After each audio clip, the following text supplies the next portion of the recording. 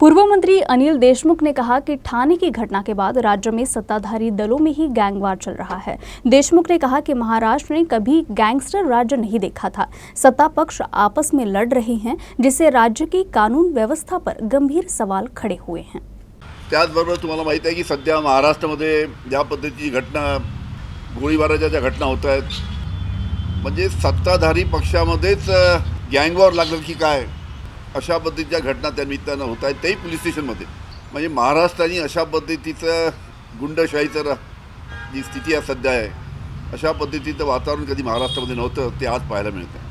म्हणजे विरोधी आणि सत्ताधाऱ्यामध्ये भांडण नाही, सत्ताधाऱ्यामध्ये त्यांच्याच पक्षामध्ये एक एकनाथ शिंदेच्या गटाचे, दुसरे BJPचे, म्हणजे कोणाचा अंकुश आहे की नाही या सर्व परिस्थितीवर, या बाबतीत सुद्धा विचार करण्यालायक परिस्थिती आज महाराष्ट्रामध्ये लॉ अँड ऑर्डरची झालेली आहे, कायदा सुव्यवस्थेची झाली आहे। आतापर्यंत कधी ऐकलं नाही की पोलीस स्टेशनमध्ये जाऊन गोळीबार करायचं, कारण की कोणाचा दबाव नाही, सगळ्यांना सूट आहे की तुम्हाला जे वाटेल ते करा, आम्ही सांभाळून घेऊ। अशा पद्धतीचं वातावरण महाराष्ट्राला पोषक नाही। या बाबतीत सत्ताधारी पक्षांनी गांभीर्याने विचार करायला पाहिजे।